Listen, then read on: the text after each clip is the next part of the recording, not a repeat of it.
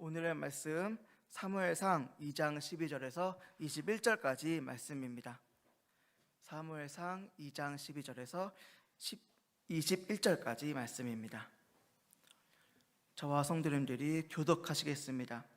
제가 먼저 읽겠습니다. 엘리의 아들들은 행실이 나빠 여호와를 알지 못하더라.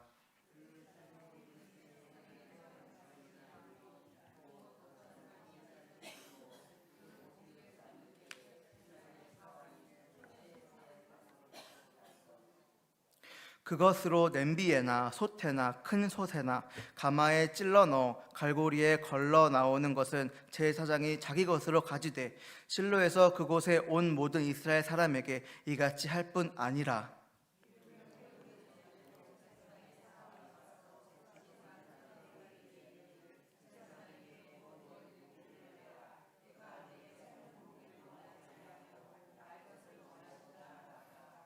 그 사람이 이르기를 반드시 먼저 기름을 태운 후에 내 마음에 원하는 대로 가지라 하면 그가 말하기를 아니라 지금 내게 내라 그렇지 아니하면 내가 억지로 빼앗으리라 하였으니.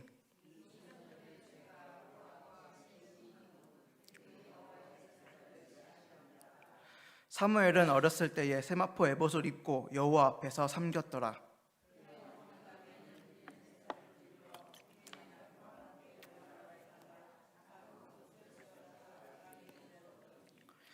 엘리가 엘가나와 그의 아내에게 축복하여 이르되 여호와께서 이 여인으로 말미암아 내게 다른 후사를 주사 이가 여호와께 간구하여 얻어 바친 아들을 대신하게 하시기를 원하노라 하였더니 그들이 자기 집으로 돌아가매.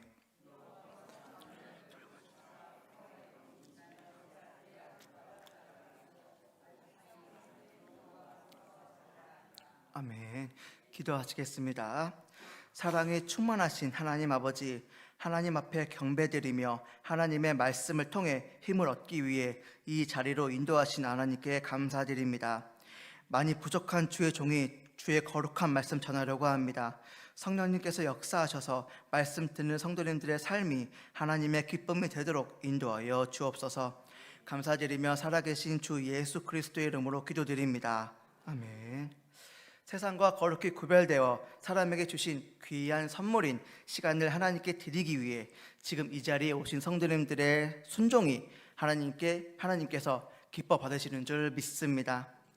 오늘 말씀은 제사장인 엘리의 아들들이 그 아버지의 직분을 따라서 하나님께 거룩히 구별된 제사장으로 하나님께 제사를 드려야 하지만 전혀 하나님을 존중하지 않고 하나님을 경외하는 마음 없이 마치 세상 사람들처럼 하나님을 없이 생각하고 하나님을 두려워하지 않으며 자기들 마음대로 하나님의 제사장에게 주신 율법을 전혀 지키지 않는 모습을 적나라하게 보여주고 있습니다.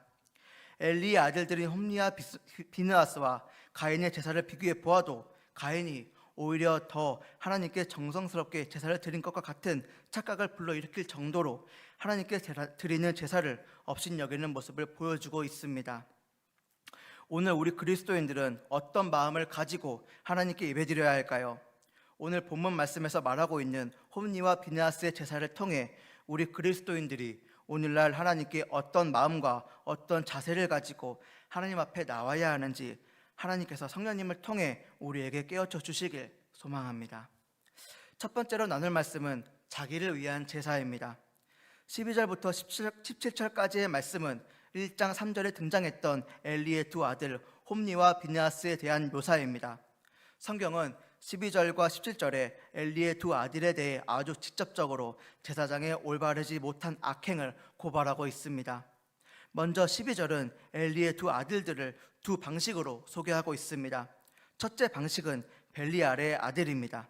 벨리알이란 이방신의 이름이거나 무가치한이란 의미로 행실이 나쁜 자들을 지칭하는 용어입니다. 이 단어는 본래 엘리가 한나를 술 취한 여자로 평가했을 때 한나가 나를 벨리알의 딸로 여기지 마소서라고 말할 때 사용되었습니다. 그런데 이 단어가 여기에 사용된 이유는 한나가 벨리알의 딸이 아니라 엘리의 두 아들이 벨리알의 아들들이었음을 성경은 말씀하고 있는 것입니다. 이것은 하나님의 제사장으로서 하나님을 섬겨하는 자들이 하나님의 딸을 악하게 보고 정작 자기들의 행실이 악한지 의로운지 깨닫지 못하는 무지한 자라고 꾸짖고 있습니다. 엘리는 누가 진짜 벨리알의 후손인지 구분할 능력이 없었던, 영적으로 매우 약했던 제사장이라는 것을 스스로 증명한 것입니다. 이처럼 이스라엘의 제사장은 더 이상 무언가를 올바르게 판단하고 평가할 수 없을 정도로 그 능력을 상실했습니다. 둘째 방식은 그들이 여호와를 알지 못했다입니다. 제사장의 아들들, 즉 여호와를 섬기는 제사장의 아들들이 여호와를 알지 못했다는 표현은 이해할 수 없을 정도로 역설적입니다. 어떻게 이런 일이 가능했을까요? 특별히 우리가 한 가지 주목할 것은 홈리와 비느하스에 대한 명칭의 변화입니다. 1장 3절에서 홈리와 비느하스는 엘리의 아들들임과 동시에 제사장으로서 성경은 말씀하고 있습니다. 그런데 12절과 13절에서 그들은 한 번은 엘리의 아들들로, 다른 한 번은 제사장들로 소개되고 있습니다. 그리고 17절에서는 그 소년들로 묘사된 제사장 홈리와 비느하스에 대한 평가를 제시하고 있습니다. 즉 그들이 지은 죄가 매우 크다는 것입니다. 성경은 그 사람들 홈리와 비느하스가 여호와의 제사를 멸시했기 때문이라고 말씀하고 있습니다. 엘리의 아들들은 제사장에서 그 사람들로 격화되어 버립니다. 13절에서 16절까지의 말씀에서 그 소년 혹은 그 사람들로 묘사된 홈리와 비느하스, 즉 이스라엘의 제사장들이 여호와 하나님의 제사를 멸시하는 행동을 두 방식으로 말씀하고 있습니다. 13절은 그 백성들에게 행한 그 제사장의 관습입니다. 특별히 관습이란 어휘의 사용은 제사장의 행동이 이번 한 번만 일으킨 사건이 아니었음을 강조합니다. 그 구체적인 행동은 사람이 희생 제사를 드리고 고기를 삶을 때 제사장의 사환이 새 갈고리를 가지고 와서 찔러 갈고리에 걸린 제물을 제사장의 몫으로 처리하는 관습이라고 고발하고 있습니다. 15절 상반절은 기름을 태워 희생제사를 행하기도 전에라는 표현을 사용하여 정기적으로 희생제사가 진행되기도 전에 행했던 악행을 고발하고 있습니다. 15절과 16절의 말씀은 제사장의 사환의 요구가 사람들의 요청을 협박으로 갈취하는 순서를 보여주고 있습니다. 그 사환은 제사장에게 구워 드릴 날 것을 주라고 명령합니다. 그러나 제사를 드리기 원하는 사람들은 기름을 태운 후에 내 마음에 원하는 대로 취하라고 요청합니다. 하지만 사환은 지금 주지 않으면 내가 힘으로 취할 것이라고 협박합니다. 레위기 7장 31절부터 35절에 있는 규례와 다소 다르긴 하였지만 13절에 묘사된 그 습관은 실로에서 평범한 관습이었습니다. 모든 제사장은 제사를 드린 고기의 일정한 몫을 취할 자격이 있었습니다. 그러나 엘리의 두 아들 홈리와 비느하스는 구운 고기에 대한 욕심이 지나쳐서 그들이 원하는 것을 필요하다면 억지로라도 횡령하고 있었습니다. 심지어 희생제물의 기름을 하나님께 태우기도 전에 이런 악을 행하고 있었습니다. 제사장이 아닌 평신도 예배자들조차 그들의 몫을 먼저 떼어놓아야 한다는 사실을 잘 알고 있었습니다. 이런 방식으로 홈리와 비느하스는 여호와 하나님께 대한 멸시와 제사에 대한 멸시의 태도를 보여주며 하나님을 자기 다음으로 끌어내렸습니다.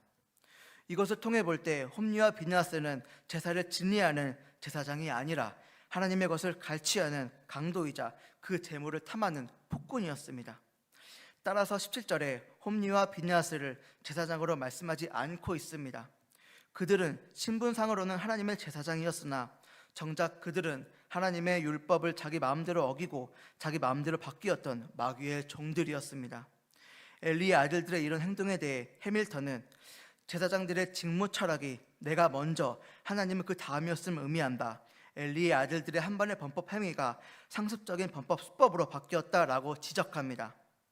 처음 지은 죄에 대해 하나님께 회개하고자 하는 양심을 갖지 못한 것으로서 이들은 이미 하나님께 버림받게 되었다고 볼 수 있습니다. 제가 20살 때 수요 예배를 드리기 위해 본 교회가 아닌 집 앞 교회에 가서 예배를 드린 적이 있었습니다. 그때 말씀 내용이 가인의 제사였습니다. 저는 다리를 꼬며 핸드폰을 하고 있었습니다. 그리고 내 딴에는 말씀을 듣는 예배를 듣고 있었습니다. 그때 그 교회 목사님께서 가인의 제사를 받지 않으신 하나님에 대해 말씀하고 계셨습니다. 저는 그 말씀을 듣고 도대체 어떻게 예배를 드렸기에, 제사를 드렸기에 하나님이 받지 않으시냐, 참 가인은 답도 없다라고 생각하고 있었습니다. 그런데 그때 하나님께서 제 마음속에 말씀하셨습니다. 너도 답도 없다라고 하셨습니다. 저는 그 음성을 듣고 그 자리에서 하나님께 회개하며 기도를 드렸습니다. 오늘날 우리는 하나님께 쉽게 예배를 드리고 있습니다. 하나님께 예배 드리는 것조차 하나님의 은혜입니다. 구약시대 때에는 자신이 키우던 가축 중 깨끗하고 흠 없는 것을 골라 거룩히 구별하여 잘 키우다가 제사를 드릴 때 그 제물을 가지고 하나님 앞에 나옵니다. 그러면 제사장은 그 거룩히 구별된 제물을 잡아다가 피를 뿌리거나 제물을 흔들거나 번제단 위에 불로 향기로운 제사를 드립니다. 오늘날 예배는 어떻습니까? 성령님의 인도하심에 순종하여 교회로 와서 하나님께 찬양과 경배를 드립니다. 구약의 제사를 완성하신 분이 누구십니까? 하나님이십니다. 하나님께서 거룩하게 구별된 독생자 예수 그리스도를 통해 우리에게 보내주셨습니다. 흠 없는 어린 양으로 나의 죄를 대신하여 피 흘려 돌아가시고 부활하심으로 우리에게 영생을 약속하셨습니다. 우리는 그것을 믿기만 하면 됩니다. 그런데 오늘날 많은 사람들이 이 쉬운 것을 못합니다. 왜 그럴까요? 세상의 마음을 빼앗겨 하나님을 믿지 않습니다. 지금 이 자리에 모여 하나님께 예배드리는 성도님들을 보면 구약시대보다 쉽게 예배드린다고 생각할 수 있습니다. 그런데 여기에 나오는 것이 정말 쉬운 일일까요? 우리 성도님들이 하나님께 예배드리기 위해 포기한 것이 있습니다. 그것은 바로 세상적 가치입니다. 우리 성도님들이 세상보다 하나님을 더 사랑하시기에 이 자리에 오신 것입니다. 하나님은 우리 성도님들의 그 마음만으로, 그 믿음만으로 예수 그리스도를 우리의 대속물로 주신 것을 후회하지 않으시고 기뻐 받으십니다. 믿으십니까? 하나님을 위해 거창하게 무엇을 할 필요가 없습니다. 그저 우리를 부르신 그 음성에 순종하여 하나님의 말씀대로 성령님이 주시는 마음의 양심을 따라 행동하시면 됩니다. 이 세상에 살면서 세상보다 하나님을 더 의지하시고 성도님들을 사랑하시는 하나님만 바라보시길 소망합니다. 우리는 예수 그리스도의 보혈로 죄 씻음 받았습니다. 우리는 그 보혈을 예복으로 입어 죄 없다 칭함받게 되었습니다. 하지만 우리는 여전히 죄 가운데 있고 죄에 쉽게 물들고 있습니다. 하지만 그때마다 우리는 이것이 죄라는 것을 깨닫고 하나님께 회개함으로 돌아올 수 있습니다. 이 선한 양심이 바로 성령 하나님께서 지금 우리와 함께 하시다는 증거입니다. 이 세상에는 양심이 없는 자들이 있습니다. 양심이야말로 하나님의 형상을 가진 하나님의 자녀들의 징표인 것입니다. 내가 하나님께 회개하고 돌아올 수 있는 이유는 내가 양심의 가책을 느껴 하나님께 회개하는 것이 아닙니다. 하나님께서 성령님을 통해 나에게 이 일은 죄인 것을 깨닫게 하시고 하나님께 돌아오도록 권면하시기 때문인 것입니다. 우리 성도님들께서는 저처럼 죄 속에서 깨닫지 마시고 그 어떤 악한 길 가운데 있더라도 늘 선한 빛을 내려주시는 참 하나님이신 선한 하나님만 바라보시기를 소망합니다. 두 번째로 나누고자 하는 말씀은 하나님을 위한 제사입니다. 사무엘은 엘리의 아들들이 악을 행할 때에 어린 소년 시절부터 실로에서 여호와 하나님을 섬기기 시작했습니다. 엘리를 돕는 단순한 일들이 처음에 어린 사무엘이 할 수 있는 일의 전부였을 것입니다. 그러나 그가 자라면서 그의 사역은 실로에 온 모든 사람에게 좋은 인상을 줄 만큼 충분히 발전되었습니다. 성경은 19절부터 21절까지의 말씀을 통해 사무엘의 부모에 관한 기사를 마지막으로 기록하고 있습니다. 하나님께서 한나의 불임을 완전히 고치시고 어머니로서 누릴 수 있는 기쁨과 가정생활에서 누릴 수 있는 즐거움을 그녀에게 주셨습니다. 한나는 자기에게 주신 가장 소중한 아들을 하나님께 기쁨으로 드렸고 하나님은 한나의 믿음과 그녀의 믿음의 행실을 통해 기뻐 받으셨습니다. 그리고 더 큰 복을 한나의 가정에 부어주셨습니다. 사무엘이 아무리 단순한 일로 하나님을 섬겼다 할지라도 어린 사무엘은 여호와 하나님을 섬겼습니다. 성경은 어린 사무엘이 구체적으로 어떻게 성전 봉사를 했는지 말씀하지 않으시지만 본문은 그가 하나님과 이스라엘의 예배자들을 흡족하게 했다는 사실을 알려줌으로써 사무엘의 섬김을 요약하고 있습니다. 사무엘과 엘리의 아들들인 홈니와 비나스는 실로에서 가장 저명한 제사장들이었습니다. 그러나 엘리의 아들들은 탐욕스럽고 교만하며 이기적인 행동을 했습니다. 하나님을 자기보다 아래로 여기며 하나님을 업신여겼습니다. 23절에서 말씀하듯이 예배자들은 대부분 그들에게 매우 화를 내고 있었으며 성소의 전체 이미지는 땅에 떨어지고 말았습니다. 본문 말씀을 통해 성경은 하나님의 분노와 그 상황을 종식시키고자 하는 하나님의 결심을 강조하는 데 훨씬 더 관심이 있습니다. 엘리 자신은 아들들의 행위로 인해 괴로워하는 하나님을 두려워하는 자였지만 그는 하나님보다 자기 자녀들을 더 사랑하는 하나님께 아들 사무엘을 바친 한나보다 못한 자가 되어 있었습니다. 한나는 아들 사무엘을 위해 에봇을 지어주었습니다. 사무엘은 옷을 입는 단순한 일에서조차 엘리의 아들들과 달리 옳은 것을 행하는 데 주의를 기울였습니다. 앞서 말씀드렸듯이 엘리의 두 아들들과 사관들이 하나님의 전에서 하나님의 얼굴 앞에서 악을 행하고 있었던 반면에 소년 사무엘은 여호와 앞에서 제사장 직무를 계속 수행했습니다. 그가 입은 세마포 에봇은 앞치마나 허리에 두르는 옷으로서 제사장들이나 성물을 다루는 사람들을 위한 옷이었습니다. 한나는 매년 남편과 함께 연례적인 희생을 위해 하나님께 나아올 때마다 아들 사무엘을 위해 새 겉옷을 가져왔습니다. 엘리는 비록 완벽한 제사장은 아니었지만 엘리의 기도를 하나님께서 들어주셨습니다. 이것은 엘리가 하나님 앞에 의로운 제사장이었다는 것이 아니라 한나의 신앙과 한나의 믿음을 기뻐 받으셨기 때문입니다. 사무엘은 한나가 눈물로 기도한 하나님의 기도 응답 그 자체였습니다. 한나는 하나님의 정의로우심과 공의로우심 그리고 전지전능하신 그 능력을 체험하게 되었습니다. 그래서 자기 기도대로 하나님께 사무엘을 드렸습니다.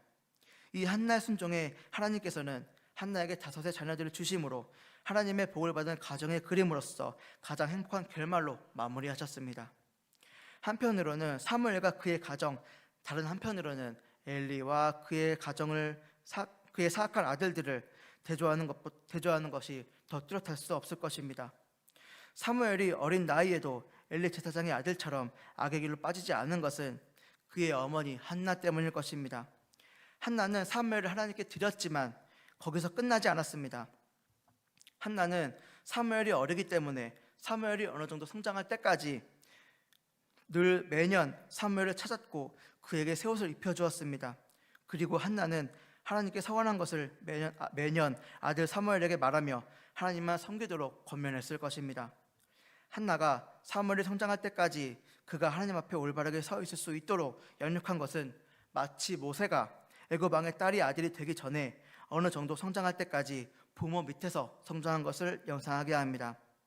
모세는 성장하면서 자신이 히브리 사람이라는 것을 가정에서 배웠습니다. 그래서 이집트의 왕자로 살아가는 중에도 자신이 히브리 사람이라는 것을 잊지 않았습니다.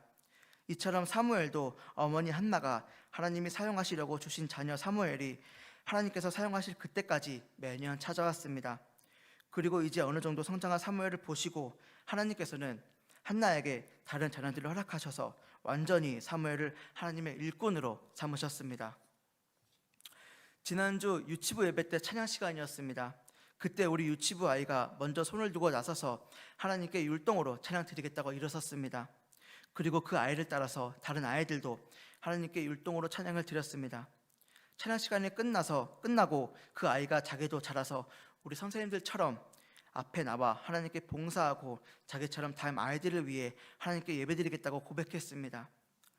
저는 먼저 손을 들고 앞에 나와 율동으로 하나님께 예배드리고 자기가 자라면 하나님께 율동 선생님으로서 봉사하겠다고 고백한 이 고백을 하나님이 정말 기뻐 받으셨음을 그날 체험했습니다.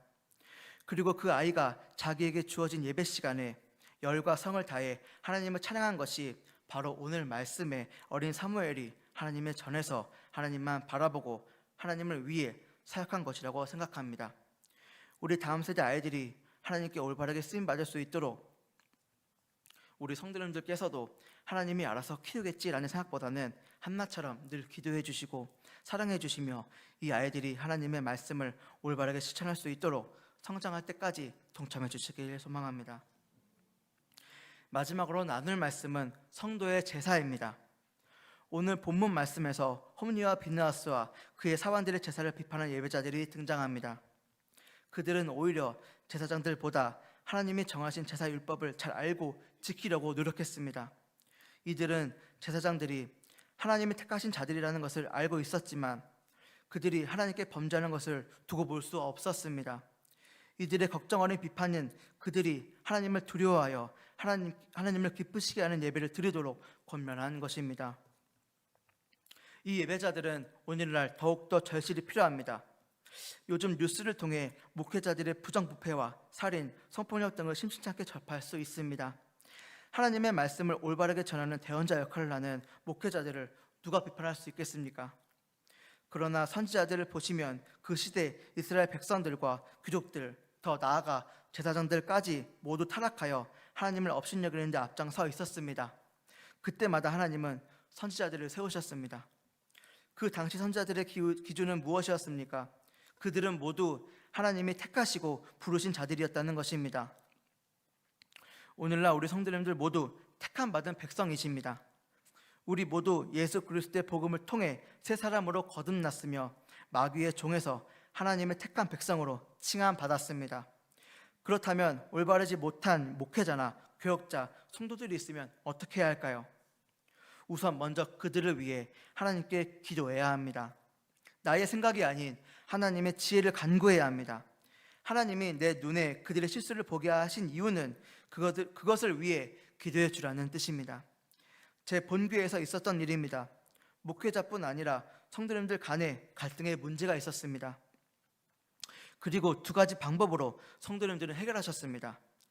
한 가지는 자기의 생각대로 그 교회를 바꾸려고 한 것입니다. 그리고 다른 방식은 그냥 교회를 떠나는 것이었습니다. 무엇이 옳은 방법이라고 생각하십니까? 제가 볼 때 둘 다 올바른 방식이 아니었습니다. 왜 그렇습니까? 먼저 하나님께 지혜를 구하고 하나님의 방식을 여쭈어 보았어야 합니다. 다윗이 왜 위대한 왕이라고 오늘날까지 칭송받습니까? 바로 어떤 상황에서도 하나님께 묻자와 가로제를 하나님께 늘 기도했기 때문입니다. 하나님은 이처럼 우리의 모든 문제를 하나님께 여쭙기 원하십니다. 세상 문제도 하나님의 방식대로 해결하는 것이 선하고 올바른 방식인데 교회의 일은 더욱 그렇지 않겠습니까? 진정 교회를 위하고 교회를 사랑하는 사람의 방법은 오직 하나님께 간구하고 하나님만 의지하는 것밖에 없습니다. 우리 목사님께서도 늘 말씀하시듯이 목회자나 교역자가 하나님의 말씀을 읽고 연구한다 할지라도 완벽할 수 없습니다. 만약 완벽하다는 목회자나 교역자가 있다면 그것은 오히려 불행한 일일 것입니다. 우리 사람은 완벽할 수 없습니다. 누구나 실수합니다. 우리는 사람이기 때문입니다. 완벽하신 분은 오직 한 분밖에 없으십니다. 바로 예수 그리스도께서만이 실수가 없으시고 완벽하신 분이셨습니다. 그런데 그런 완벽하시고 실수가 없으신 예수 그리스도께서도 늘 하나님께 기도하시고 하나님만 바라보셨습니다. 그렇다면 그리고 우리의 죄를 위해 눈물로 기도하시고 맡은 사명을 완수하실 수 있으셨습니다. 그렇다면 우리들은 더욱더 하나님만 의지하고 하나님만 바라보아야 합니다. 금요기도회에서 각 조를 나누어 기도하는 그 시간은 매우 귀합니다. 하나님의 자녀들이 서로 모여 서로를 위해 기도하는 그 시간은 분명 하나님께서 기뻐 받으시는 줄을 믿습니다. 예수님처럼 늘 기도하시고 늘 하나님만 바라보시며 하나님의 말씀대로 살기 위해 늘 힘쓰시길 소망합니다. 우리들은 죄인이었습니다. 그런 우리를 예수 그리스도께서 피 흘리심으로 우리를 하나님의 거룩한 교회로 세워주셨습니다.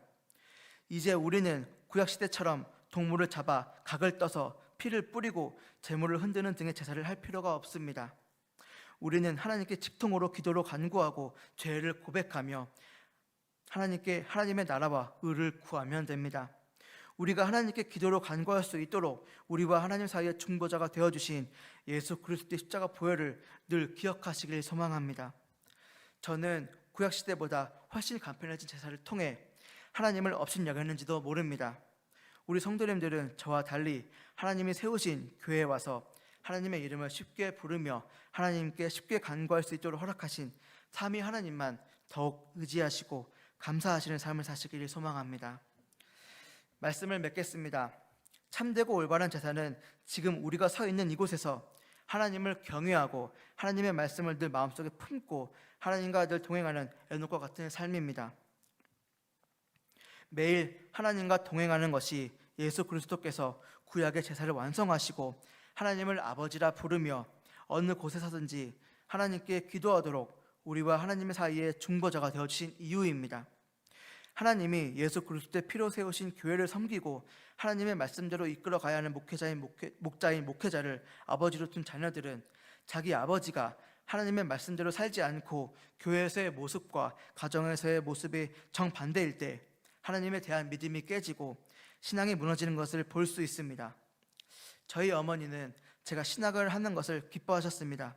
그 이유는 어머니께서도 전도사로 사역하시는데 하나님의 일을 할 때 가장 행복하셨다는 것입니다. 그리고 저도 그 길을 걸어가기를 원한다는 것이었습니다.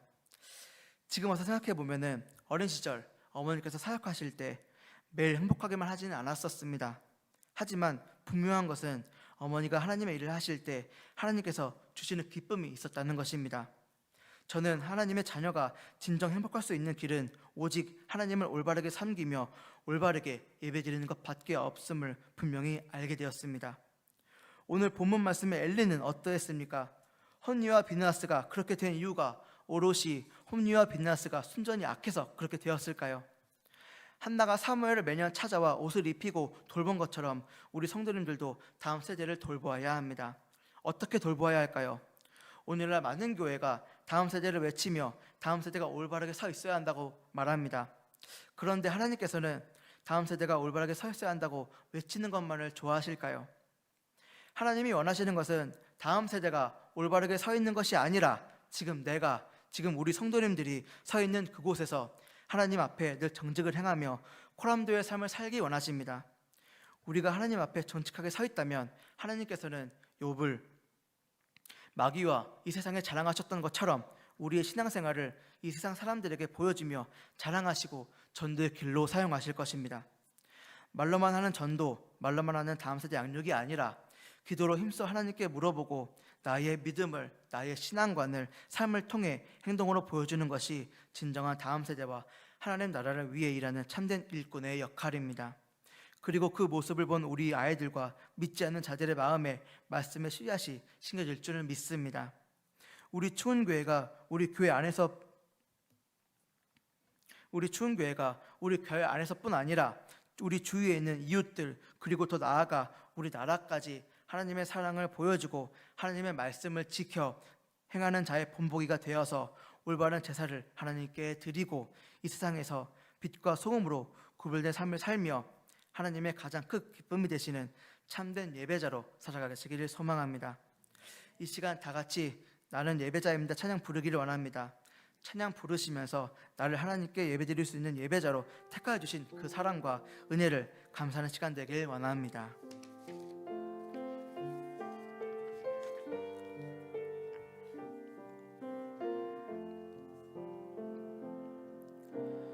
나는 하나님을 예배하는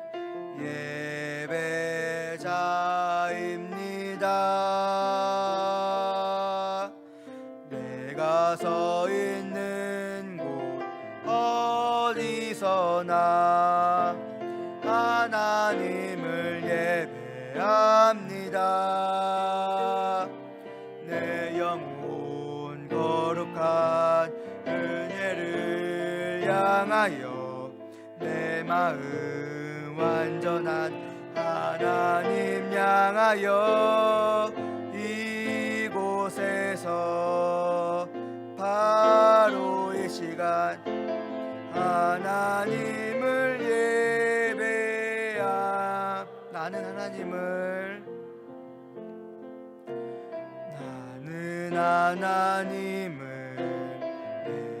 예배하는